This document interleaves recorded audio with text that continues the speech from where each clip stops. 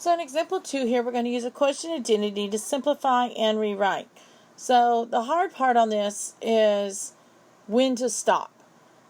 Because we can simplify. You'll understand how to simplify like the first step. But when is enough? Well, guys, you're going to have to simplify until you cannot simplify any further, that you cannot figure out something else that will work, okay? And it is definite. You've got to show your work on this. Alright, so we got cosine of beta times tangent of beta.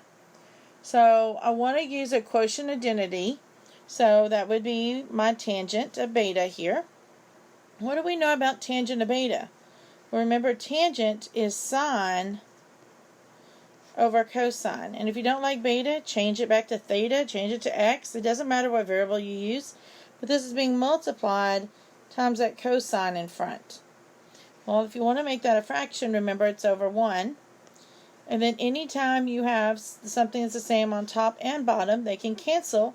And so we're left with sine of beta over 1, which is just sine of beta. We don't ever leave it as a fraction if we're not dealing with slope, if we can reduce it, okay?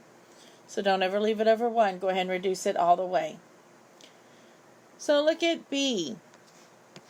B says that we got secant of x times cotangent of x times sine of x. And we want to use a quotient identity to simplify and then rewrite it. So I'm also going to use not just a quotient, but I notice I have a reciprocal here. And so I know that secant of x is equal to 1 over cosine of x. Cotangent of x, that's a quotient identity, so that's cosine of x over sine of x. And then I just have my sine of x here. And if I want to make it into a fraction, I'm just going to put it over 1. Now, just like we did on A, I notice I have a cosine on top and bottom.